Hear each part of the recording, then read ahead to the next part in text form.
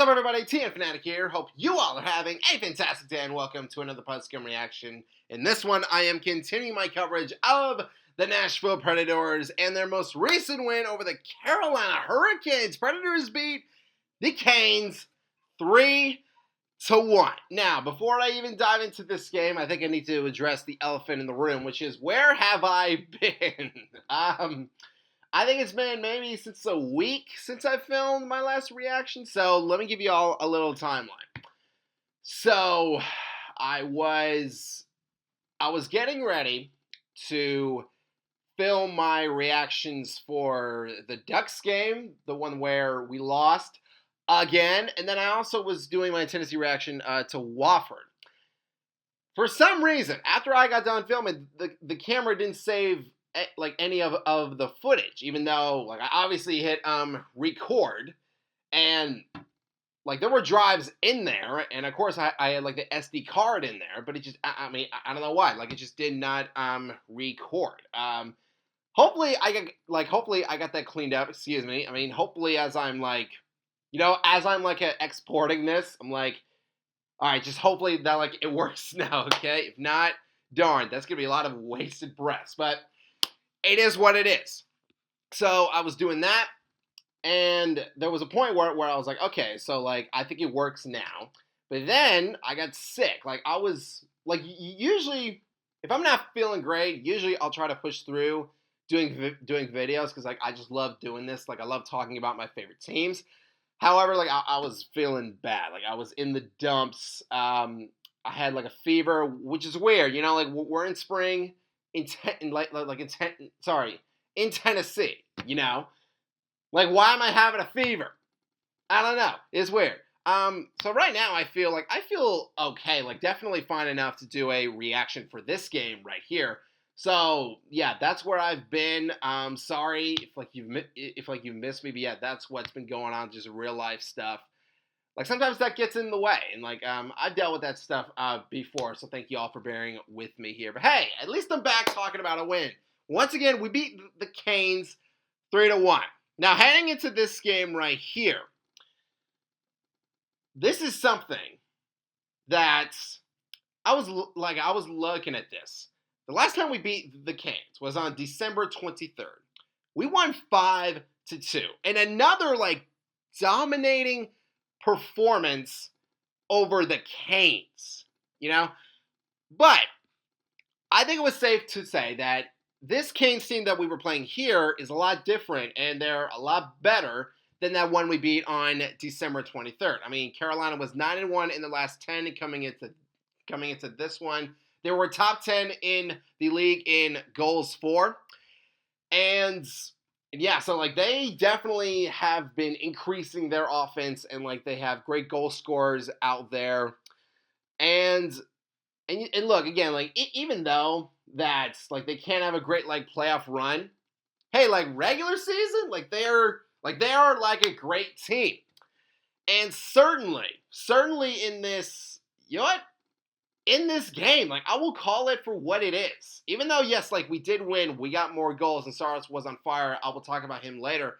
Carolina, like they took it to us. Like this was definitely a game where, again, even though that we won, even though that we had a lead for just like the entire time, yo, my heart was skipping beats, y'all. Like it really was right here. So Carolina, they start this first period off flying. They were getting shots off. Saros thankfully was up to that task. So at 3:19, Orlov for Carolina, he gets called for a high stick. I mean, he just whacked Bunting right in the face, an obvious penalty. So Preds go on the power play. And at first, the Canes, they did do a great job in killing this off. Like we were getting down to maybe like 20 seconds left on this. Like our power play, it was just not doing great. Like this one here, it was not doing great. Like we couldn't set up like anything. But just out of nowhere, Shea gets the puck to Bellows, and then he fires a shot, and then Kochekov, he thought he had this.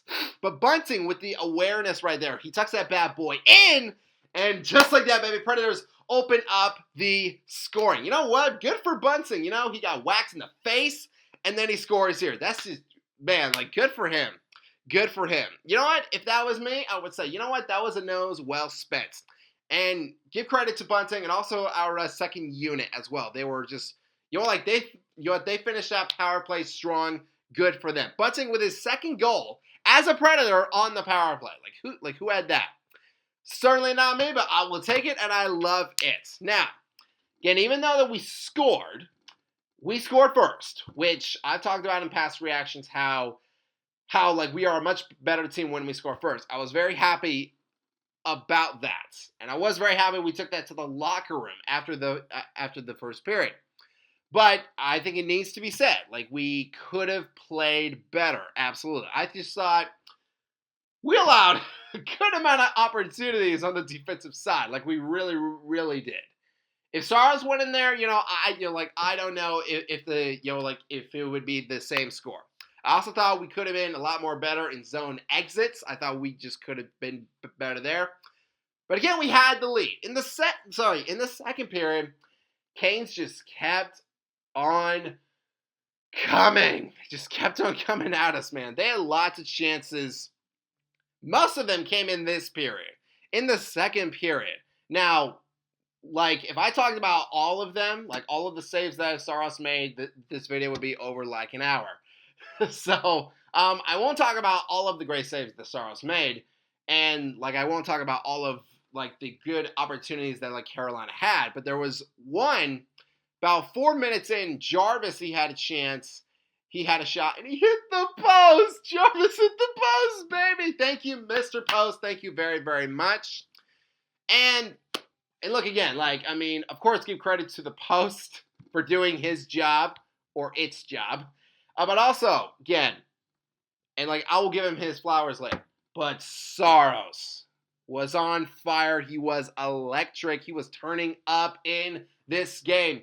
And again, I was thinking back to past games where Saros, he had the most saves in Nashville Predators, in the history of our franchise. He had 64 saves against Carolina on the road.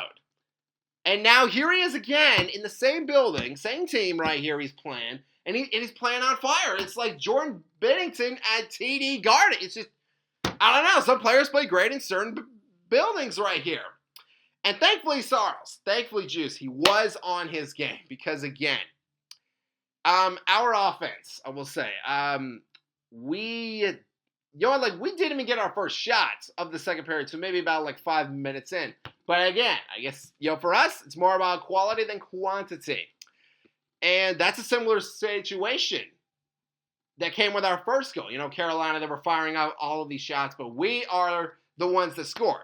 And we do the same here. So 4-1, great outlet pass by Del Gaizo.